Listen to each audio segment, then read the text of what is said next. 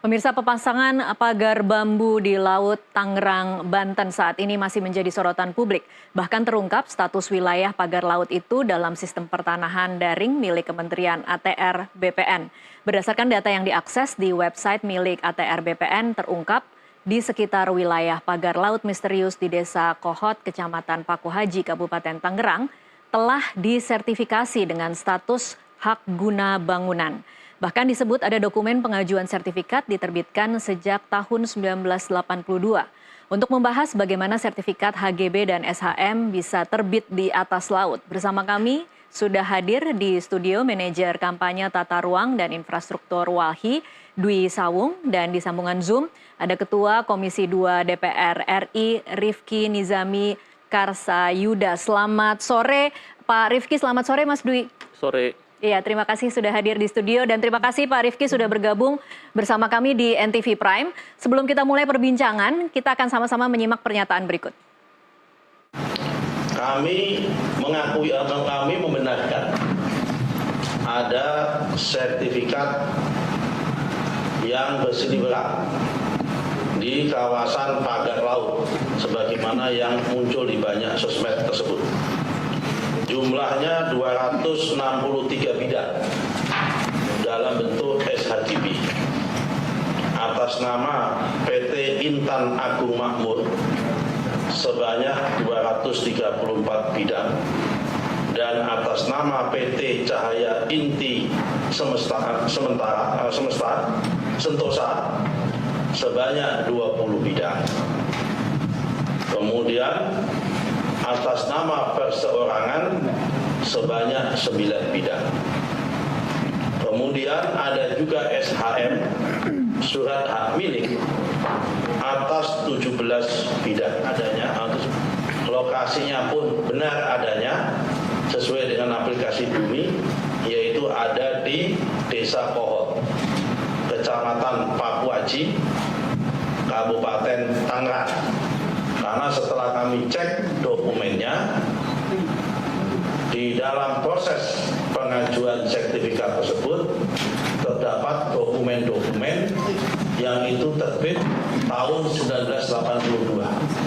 Karena itu kami perlu cek mana batas pantai tahun 82, mana batas pantai tahun 83, 84, 85 sampai batas pantai tahun 2024 dan sampai sekarang untuk mengecek keberadaan apakah lokasi yang dimaksud dalam peta bidang tanah yang tertuang di dalam SHGB maupun SHM tanah tersebut berada di bawah di dalam garis pantai atau di luar garis pantai.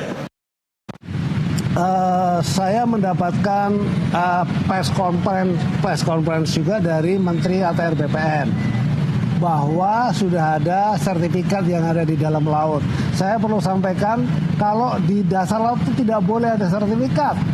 Jadi itu sudah jelas ilegal juga. Nah, artinya memang ini kan dilakukan proses pemagaran itu tujuannya adalah agar tanahnya itu nanti naik. Semakin lama semakin naik. Jadi kalau ada ombak datang, begitu ombak surut, dia ketahan. Sedimentasinya ketahan. Boleh dibilang seperti reklamasi yang alami begitu, ya. Jadi nanti kalau terjadi seperti itu akan terjadi daratan dan jumlahnya tuh sangat besar. Tadi saya laporkan kepada Bapak Presiden dari 30 hektar itu kira-kira sekitar 30 ribuan hektar kejadiannya. Nah, kan itu sangat besar. Nah, di bawahnya ternyata menurut identifikasinya dari Pak Menteri ATR BPN itu sudah ada sertifikatnya. Yang atas nama siapa saya tidak hafal ya. Teman-teman bisa cek sendiri. Dan itu nanti tiba-tiba nongol tuh sertifikatnya tuh.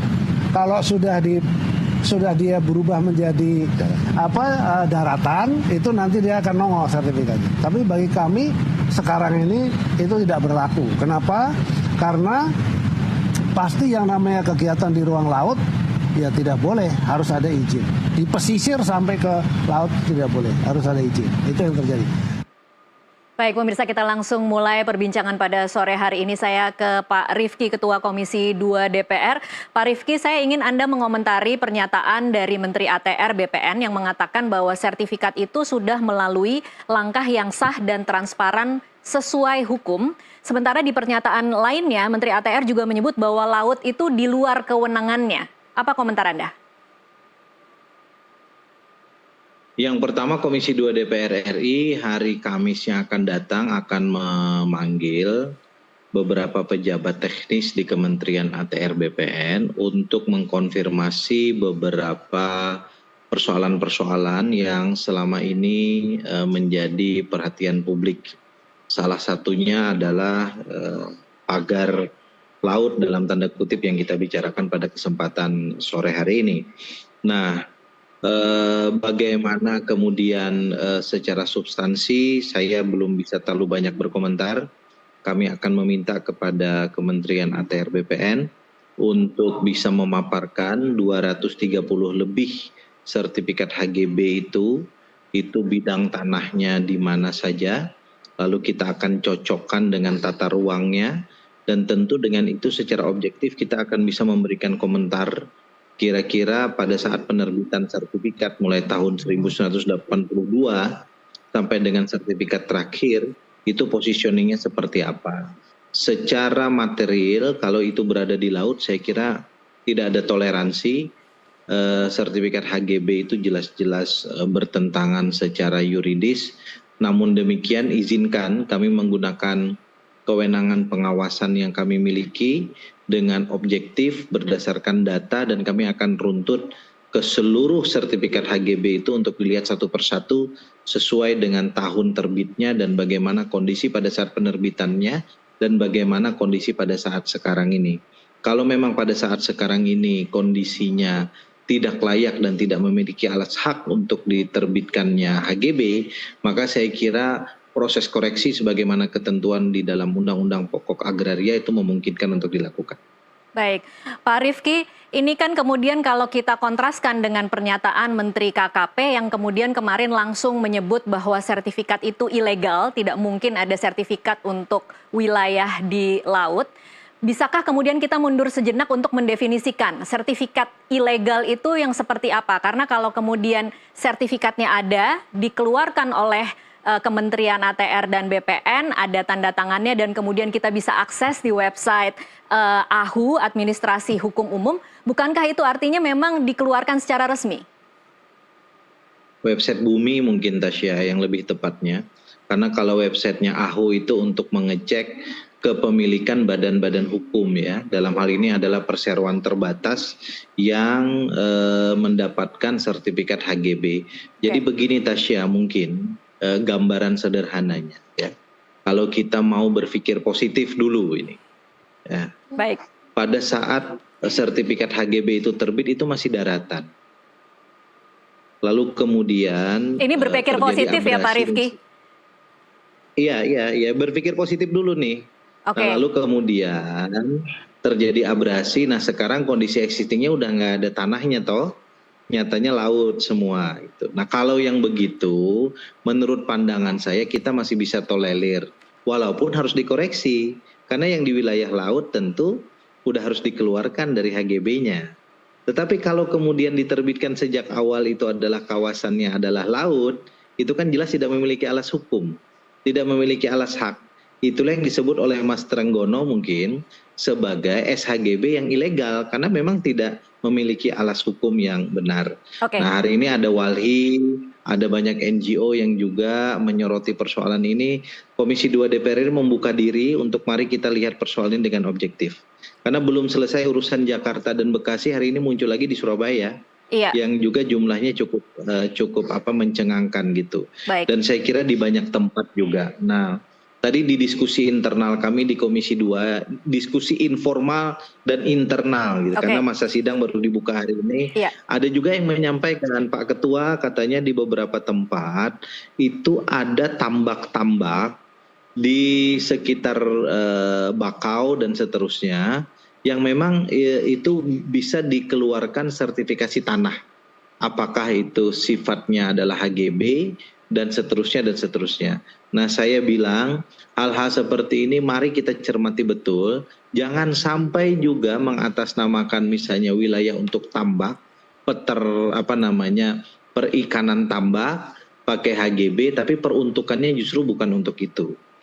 Nah, hal-hal ini jujur kami harus lihat dengan baik, dengan betul. Prinsip dasarnya jika itu melanggar hukum, Komisi 2 DPR RI tentu akan sangat tegas meminta kepada Menteri ATR BPN, satu untuk mencabut sertifikat itu, yang kedua untuk melakukan tracing kepada pihak-pihak mana saja yang menerbitkan sertifikat yang kalau betul adalah ilegal seperti pernyataan Menteri KKP, dan yang ketiga tentu kita mendorong agar ada proses penegakan hukum terhadap hal itu. Oke, saya ke Mas Sawung dulu. Ini ada 2 poin yang menurut saya agak cukup mengganjal. Masalah bahwa itu tadinya daratan. Kemarin saya sempat berdiskusi dengan Doni Ismanto Darwin, staf khusus Menteri KKP Bidang Humas dan Komunikasi Publik. Dia mengatakan bahwa tidak mungkin ini tadinya adalah daratan. Mungkin nanti dikomentari Mas Sawung. Dan satu lagi soal ini kan kalau kemudian kita menyederhanakan di bawah 5 tahun bisa dibatalkan. Apakah sesederhana itu, Mas Sawung? Ya, sebenarnya ini yang pertama dulu ya. Asalnya daratan sebenarnya tidak mungkin. Itu kan karena muara Sungai Cisadane ya. Itu pasti yang ada itu tanah timbul sebenarnya, bukan abrasi. Dan itu kan sebenarnya terbukti ya. Ada kalau kita lihat kebetulan Jakarta sangat beruntung ya. Ada foto udara yang panjang gitu ya. Bahkan mungkin kalau kita trace ke zaman awal Perang Dunia Kedua itu sudah ada foto udara di Teluk Jakarta begitu ya. Jadi kita bisa lihat dengan jelas bahwa sejak itu lautnya batas lautnya ya, batas lautnya sebelah mana, termasuk di Jakarta ya, batas lautnya sebelah mana, yang direklamasi sebelah mana itu sebenarnya kelihatan. Jadi tidak mungkin itu daratan. Bahkan ini saya kasih tahu aja ya, di sana itu ada stasiun untuk pengamanan ibu kota Jakarta, buat pengamanan udara. Mereka tuh tahu batas lautnya di sebelah mana, di mereka pasti ada batas lautnya di mana, dan itu udah dari zaman Soekarno ada di sana stasiun itu begitu ya. Dekat nggak jauh lah, hanya berapa kilo dari lokasi yang ramai ini. Pasti mereka punya data, bahkan di arsip mereka tuh ada batas lautnya di mana. Jadi ini hal yang sebenarnya bukan hal yang rumit ya. Termasuk kalau kita mau buka ya, buku induk tanahnya di sana. Kan ada namanya buku induk tanah ya. Itu kelihatan, pasti akan kelihatan di buku induk tanah yang mana daratan, yang ada miliknya dan yang bukan miliknya. Di Kantah BPN sana pasti ada buku induk tanahnya, dan di desanya pasti ada buku induk tanahnya juga begitu ya. Jadi kalau sekarang kemudian kita menemukan data bahwa sudah diajukan sejak tahun 82 pengajuan sertifikatnya dan kemudian keluar izinnya di 2023. Kira-kira apa artinya, Mas Ul? Kalau saya ini sebenarnya berkaca, ada kasus lain ya di tempat lain ya, yang seperti itu. Jadi dia menggunakan dokumen lama, seolah-olah dokumen lama padahal itu dokumen menduga-duga ya sebenarnya dokumen aspal, jadi seolah-olah itu dokumen lama padahal bukan. Kemudian mereka mengajukan sertifikat, kemudian keluar sertifikat. Bisa ya pura-pura bahwa dokumen itu dokumen lama? Itu ada namanya lah, ada ininya sendiri ya, sindikatnya sendiri ya, seolah-olah itu mereka pakai dokumen lama, seolah-olah dokumen lamanya dibuat-buat. Kan ramai misalnya contohnya di Bandung ya, tapi ini di darat ya, di Bandung. Tiba-tiba ada keluar dokumen Belanda, baru belakangan kan ramai, masyarakat protes, akhirnya baru ketahuan bahwa mereka membuat dokumen palsu. Ini mafia tanah berarti? Iya, mafia tanah. Sudah ditahan juga ya, sebut saja namanya keluarga Muller ya waktu itu. Nah, di belakang keluarga Muller itu ada mafia tanahnya begitu ya, untuk mengeluarkan seolah-olah suratnya asli, padahal tidak asli begitu ya. Nah sekarang kalau kemudian disederhanakan, di bawah 5 tahun kita bisa revisi, kita tahu bahwa itu ternyata laut, kita batalkan saja. Sesederhana itukah masalahnya? Sebenarnya bisa juga ya, tapi ya harus dibuktikan dulu bahwa ini pengeluarannya ilegal gitu ya. Misalnya sempat diukur nggak sih? Kan harusnya kalau mengeluarkan sertifikat itu ada diukur ya, ada ke lokasinya ya. Harus ke lokasi. Jangan-jangan kalau kita buka dokumennya dulu tidak pernah diukur, tidak ada pengukuran. Kan ada jelas juga ya pengukurannya, siapa yang mengukur, tanda tangan berita acaranya ada. Kalau itu semua dipalsukan? Kalau semuanya itu tidak ada, dan kan ada juga siapa-siapanya ya, di desanya siapa, saksinya. Kalau itu tidak ada, ya bisa dicabut sebenarnya begitu. Sulit atau tidak membuktikan siapa yang kemudian bermain di sini, Mas Sawung? Sebenarnya tidak begitu sulit ya. Sebenarnya kalau kita ngobrol di bawah gitu ya, di lapangan gitu ya, mereka tahu siapa-siapanya gitu ya. Yang sulit kan ini ya, upaya untuk penegakan hukumnya begitu ya. Ini kan pihak-pihak yang diminta untuk melakukan penegakan hukum yang sampai sekarang, sampai hari ini saya belum lihat mereka mulai jalan begitu ya untuk mengumpulkan bukti, untuk Buktinya juga mungkin belum dikumpulkan oleh mereka begitu ya, bukti berupa dokumen, arsip, surat-surat, termasuk bukti di lapangan. Tampaknya saya belum melihat ada pergerakan mengumpulkan bukti ke arah sana begitu ya. Oke. Baik, kita akan lanjutkan di segmen selanjutnya. Pemirsa tetaplah bersama NTV Prime. Kami masih akan kembali usai jeda.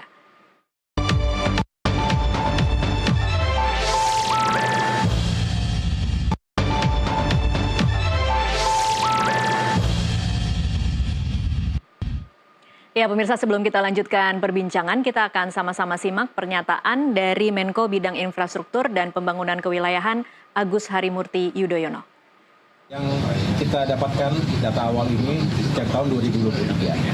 Ya tentunya semua yang sudah disahkan ketika itu kan sudah berlaku sebelumnya begitu. Tetapi juga memang ada ketentuan sebelum 5 tahun kalau memang ternyata ada yang tidak sesuai, baik itu ada yang tidak sesuai atau cacat baik prosedur maupun material, apalagi kalau ada cacat hukumnya, itu maka harus segera dievaluasi, bahkan dicabut apakah itu SHM atau HGB, dan kita akan lihat secara utuh ya, karena ini juga terkait dengan masyarakat dan hukum di negara kita. Berarti waktu zaman itu Mas tahu terkait pembangunan? Saya tidak tahu dan tentunya ini sudah terjadi sebelumnya untuk yang HGB itu kan 2023, dan sekali lagi karena itu sudah keluar, saya masukkan 2024. Tentu tidak semuanya kan kita review, kecuali ada pelaporan, kecuali ada yang disampaikan oleh masyarakat atau pihak manapun. Oleh karena itu tentu kita juga mengapresiasi jika ada ternyata hal-hal yang dianggap tidak pas di masa lalu, karena sekali lagi berbicara lahan, tanah, dan juga tata ruang ini kan seluruh Indonesia. Apalagi yang sudah diputuskan di masa lalu, tentu kalau tidak ada laporan, tidak ada temuan, tidak mungkin satu persatu kita cek seperti itu. Nah, justru kita melihat ini sebagai bentuk yang keterbukaan. Jika ada laporan ataupun ada temuan-temuan yang dirasakan tidak pas dan perlu mendapatkan atensi dari pemerintah, terutama dalam hal ini adalah Kementerian ATR BPN, tentu kita mendorong agar ini segera dilakukan penelusuran, investigasi, dan juga langkah-langkah yang tepat sesuai dengan hukum dan aturan. Ya, siapa yang harus bertanggung jawab atas penerbitan SHGB dan SHM di wilayah laut? Kita lanjutkan perbincangan dengan masih bersama Mas Dwi Sawung, Manajer Kampanye Tata Ruang dan Infrastruktur Walhi. Mas, ini kalau kita bicara siapa yang harus bertanggung jawab, kita lihat per hari ini kan ATR, BPN, dan KKP sama-sama punya kewenangan yang sama di wilayah ini. Kemudian tapi kalau kemudian kita meminta pertanggungjawaban, seolah-olah dua-duanya tidak bisa bertanggung jawab dengan dalih bahwa ini mungkin terjadi di masa lalu, sehingga yang sekarang menjabat, menteri yang sekarang menjabat tidak tahu apa-apa begitu. Bisa seperti itu?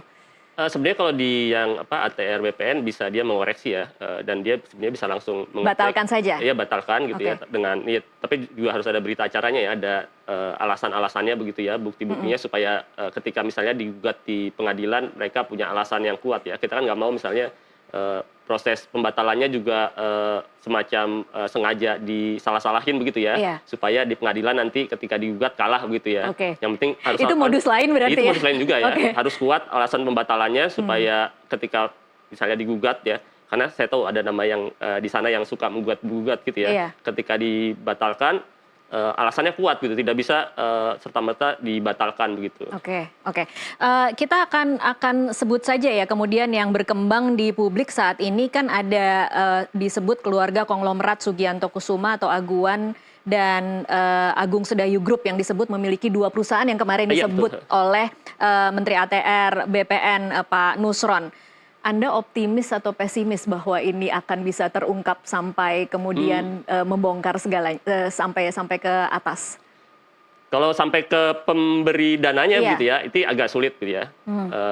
Karena juga kan pasti dia akan menggunakan beberapa lapis ya sampai segala ke pemberi daya upaya ya, ke pemberi dananya. Tapi yang pasti para aktor di lapangannya ini harusnya kena ya, mereka yang secara jelas ya menerbitkan sertifikat hak milik dan sertifikat hak guna bangunan di laut itu semestinya sudah kena begitu ya, karena mereka yang jelas-jelas misalnya mereka yang mengukur ya, yang mengukur yang jelas-jelas sudah tahu laut tapi dia ukur gitu ya. Jangan sampai kemudian nanti akan mengorbankan orang-orang yang di bawah kan kemudian yang nama-namanya tercantum di sertifikat itu, tetapi kemudian tidak hanya berhenti di situ, tidak ada sanksi dan tidak ada pertanggungjawaban, tidak ada kemudian ganti rugi.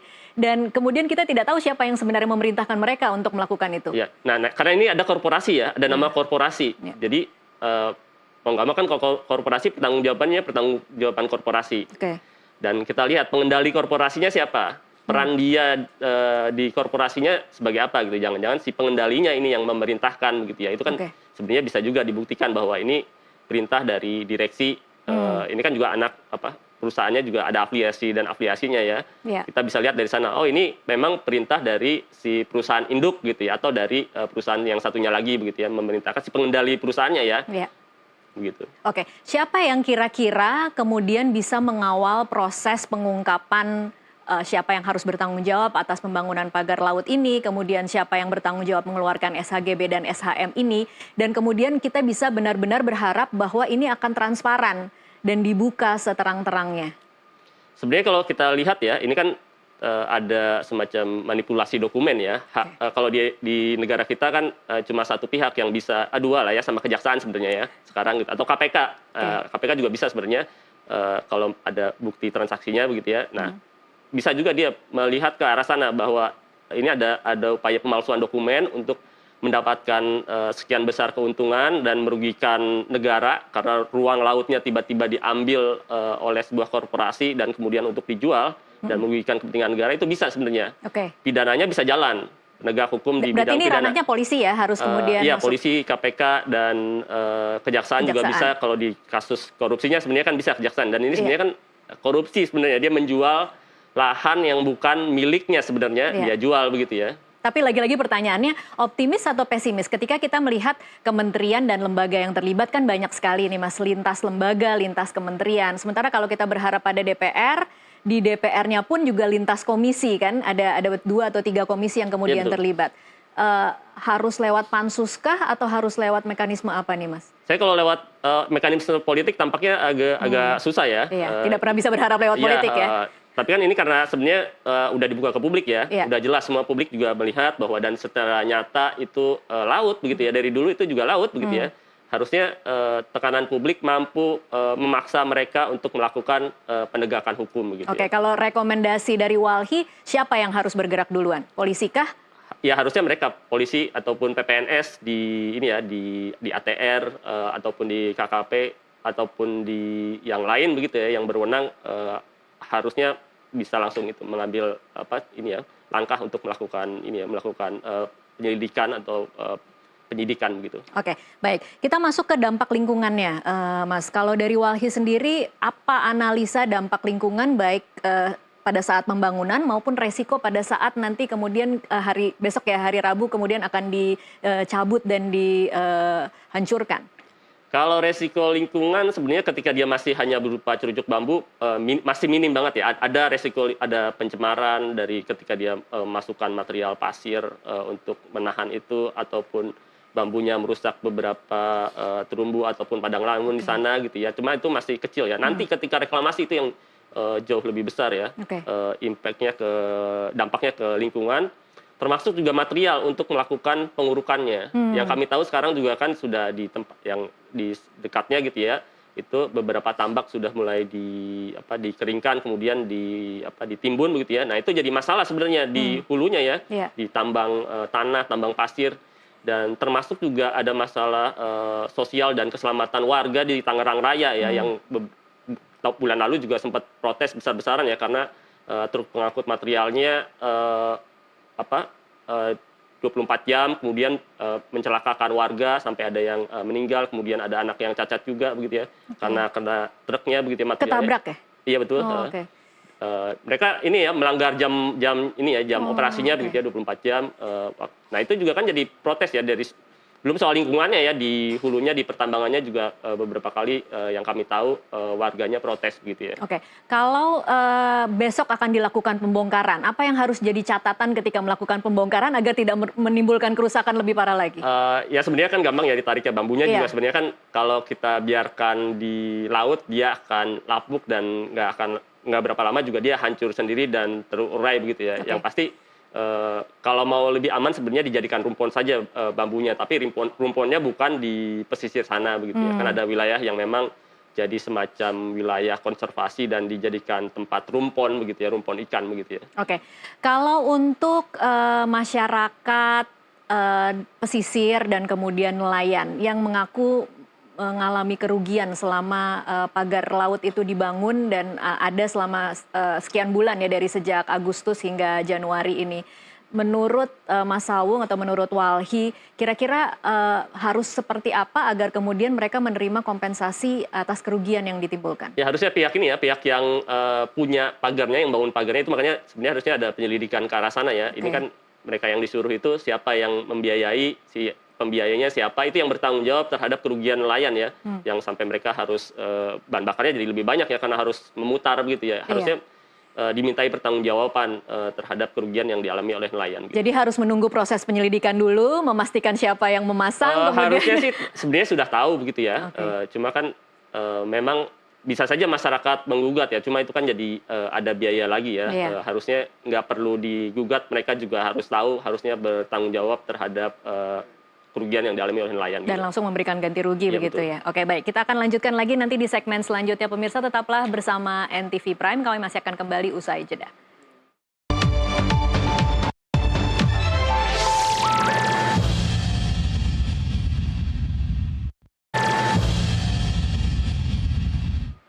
Ya pemirsa, terima kasih Anda masih menyaksikan NTV Prime. Kita masih akan lanjutkan perbincangan terkait pagar laut dan bagaimana ada fenomena SHGB dan SHM ada di wilayah laut.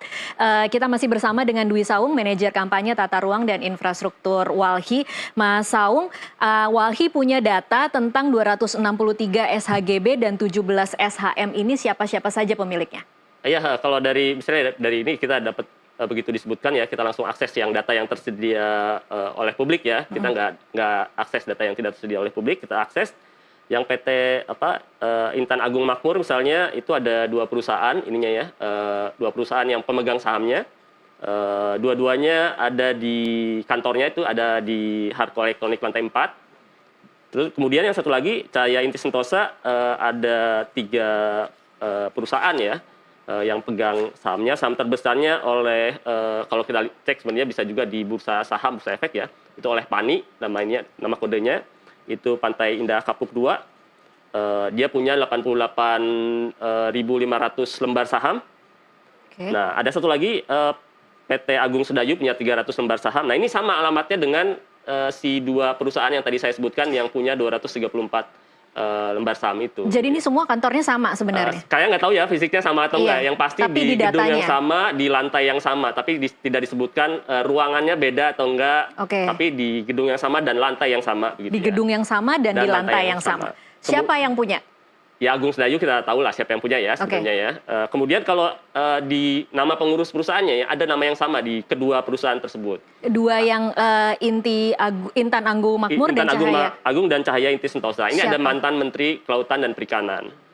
Siapa? Pak Freddy Numberi. Ada namanya di sana sebagai, yang satu dia sebagai komisaris, yang satu lagi juga sama, dua-duanya dia jadi komisaris ya di 2 perusahaan tersebut. Dua-duanya sebagai komisaris. Betul. Apalagi yang diketahui oleh Walhi? Terus ada nama lain ya, ada nama yang mereka kan sebenarnya juga kalau kita lihat di entitas perusahaannya Grup Agung Sedayu, mereka juga menjabat di beberapa, kalau kita lihat ya nama-nama di sana itu menjabat di beberapa perusahaan yang dimiliki oleh Grup Agung Sedayu begitu ya.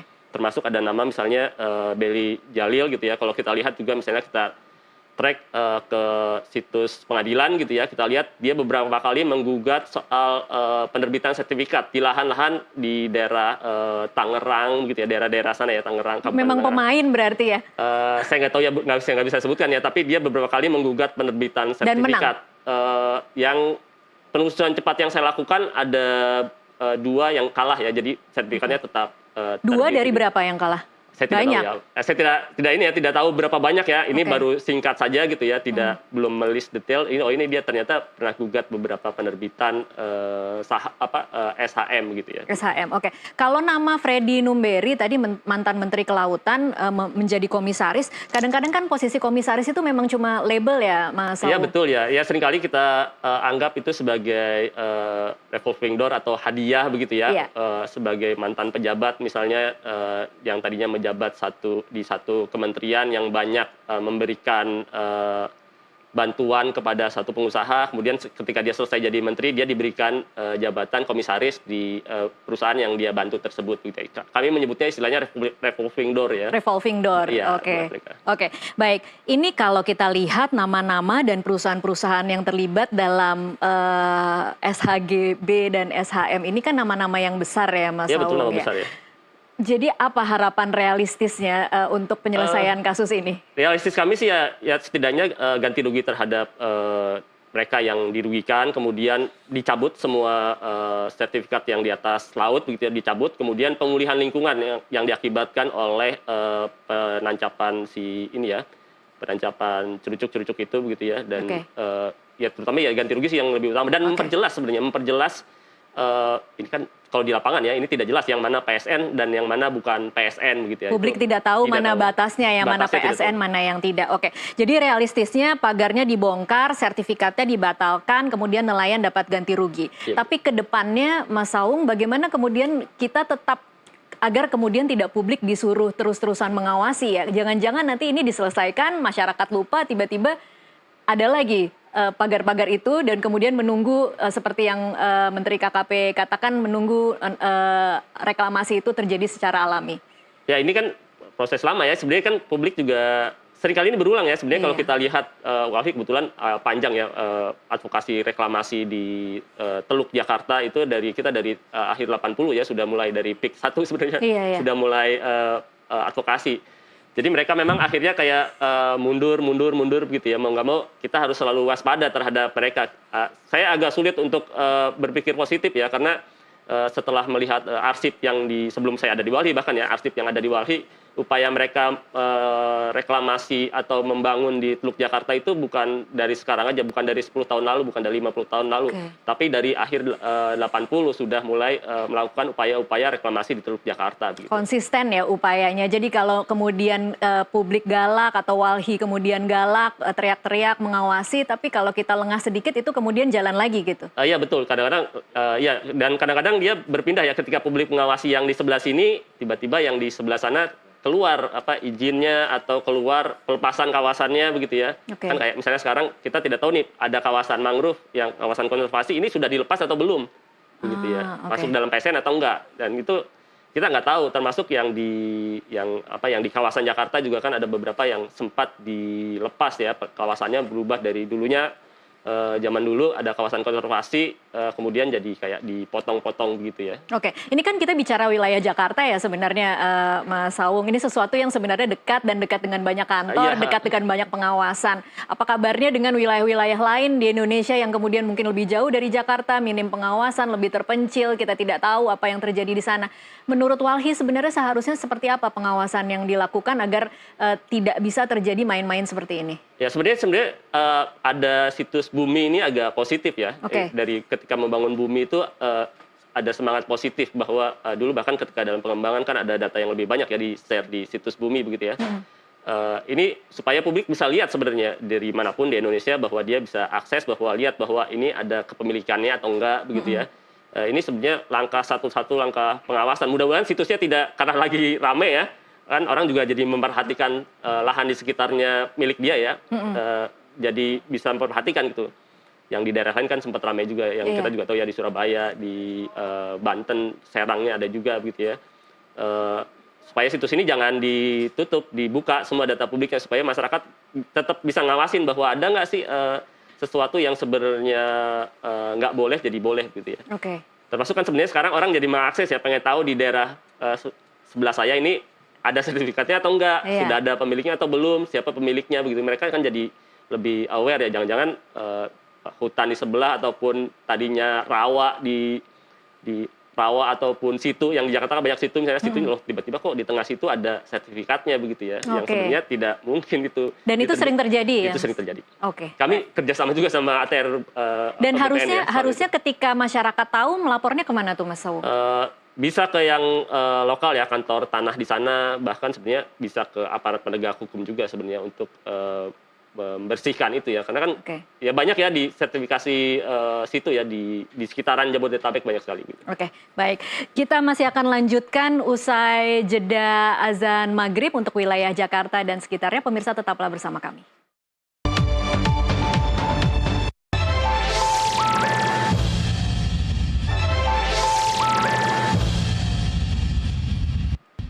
Pemirsa, terima kasih Anda masih terus menyaksikan NTV Prime. Ini adalah segmen terakhir dalam perbincangan kita sore hari ini. Mas Sawung, ini sekarang kalau kita bisa kasih catatan untuk mencegah hal serupa terjadi di daerah lain. Tadi mungkin disebut oleh Ketua Komisi 2 DPR bahwa di Surabaya kan juga sudah ada juga.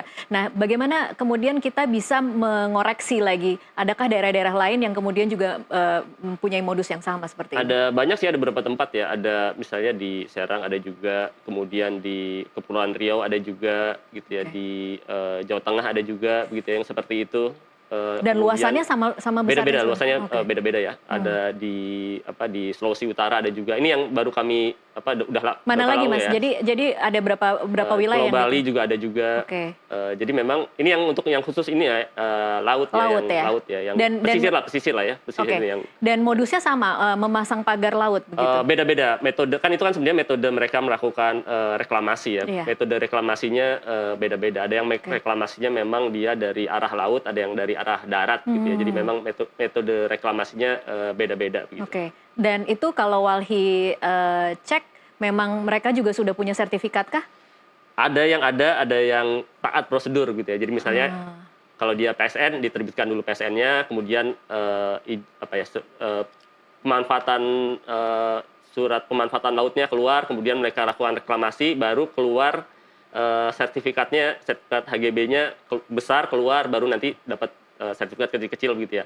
Ya kalau itu prosedurnya ya. Itu prosedurnya. Kalau itu tidak bisa disalahkan kalau seperti itu. Ya itu keputusan kami selalu menolak ya, bisa kita gugat apa segala macam gitu ya. Tapi itu secara prosedur seperti itu begitu. Oke. Baik, sekarang kita kalau mau evaluasi soal PSN, karena kan PSN ini selalu membingungkan ya, mana yang PSN, mana yang bukan PSN, gitu ya. Harus siapa nih yang kemudian bisa dimintai kejelasan? Iya, harusnya kan kalau sekarang PSN di bawah Menko Perekonomian ya, harusnya memperjelas PSN-nya begitu ya. Termasuk juga memperjelas koordinatnya begitu ya. Ini kan misalnya kayak yang di wilayah sebelah barat Jakarta ini tidak jelas nih PSN-nya daerah mana, koordinatnya di mana begitu ya. Jadi misalnya di daerah yang ketika masang bambu itu ya, itu menakut-nakuti bahwa ini PSN kita di backup kan. Kalau PSN kan memang di backup sama ini ya negara gitu ya, full dengan segala macam aparaturnya, membackup bahwa mempermudah segala macamnya termasuk melindungi si PSN tersebut gitu ya. Tapi tidak jelas PSN-nya tuh sampai sejauh mana. Jadi bisa saja batasnya sebenarnya sampai A gitu ya. Tapi yang diaku-aku di lapangan PSN-nya tuh sampai Z gitu ya. Padahal PSN-nya cuma sampai A begitu ya. Dan jauh sekali bedanya. Jauh sekali, dan beberapa PSN sudah ada juga yang ada ini ya, ada jelas lah koordinatnya. Jadi kita tahu bahwa oh ini PSN-nya koordinatnya dari koordinat A, B, C, D. Kalau lihat oh iya betul ini A, B, C, D. Jadi kalau keluar izin pun kita tahu oh ini yang PSN yang sebelah sini begitu ya. Nah sekarang kalau kemudian ini closing statement mungkin ya sekalian Mas Sawung, bisa kasih catatan terhadap semua pihak yang terlibat, stakeholder yang terlibat terhadap pagar laut ini, ketika kemudian kita berhadapan dengan konflik kepentingan, mungkin sesuatu yang sangat besar dan begitu sulit untuk dibuktikan atau begitu sulit atau memang tidak ada keinginan untuk membuka semuanya, tetapi harus ada konsekuensi yang diberikan kan, harus ada kompensasi juga yang diberikan. Harus seperti apa mereka?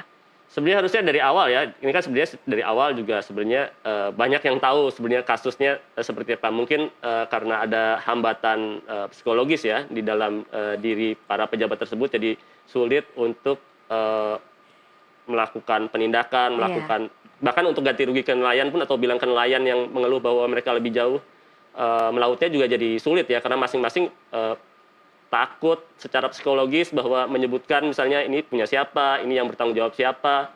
itu ada ketakutan secara psikologis gitu. Padahal dari awal juga bahkan kami dari yang data terbuka saja sudah tahu sebenarnya dari awal siapa pemiliknya begitu ya. Tapi ya mungkin ada keraguan psikologis di para pejabat tersebut untuk melakukan sesuatu yang harusnya mereka lakukan. Jadi terjadi hal yang seperti ini. Saya rasa harusnya pejabat ini, apalagi yang baru ya, baru-baru banget gitu ya, kan mereka sebenarnya tidak punya beban ya terhadap masa lalu begitu ya di kementeriannya ataupun di badan yang mereka pimpin ataupun di angkatan yang mereka pimpin, harusnya mereka bisa melakukan penindakan gitu ya, karena mereka nggak punya beban masa lalu di kasus ini begitu ya.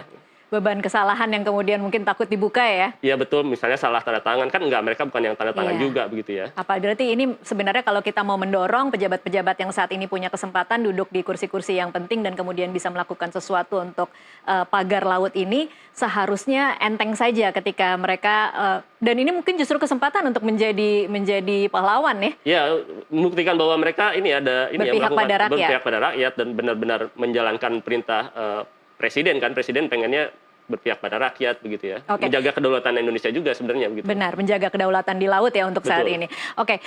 Terakhir kira-kira apa yang perlu diantisipasi publik, media, teman-teman dari pecinta lingkungan hidup ketika nih kita mengawasi bagaimana proses ke depan pembongkaran pagar laut, Mas Sawung? Ya, ini ya tetap publik harus tetap mengawasi gitu ya, karena ini yang seringkali terjadi begitu ya, ketika kita lengah tidak mengawasi, tiba-tiba lanjut lagi begitu ya proses reklamasinya dan perusakan pesisirnya gitu. Jadi setelah dibongkar jangan kemudian kita bisa lepas saja, tetapi harus terus diamati, harus diawasi, diawasi seperti apa perkembangannya di daerah itu begitu ya. Apalagi sebenarnya sekarang kan data lebih terbuka ya, data satelit kan lebih mudah didapat gitu ya, jadi dari udara juga bisa kelihatan gitu ya.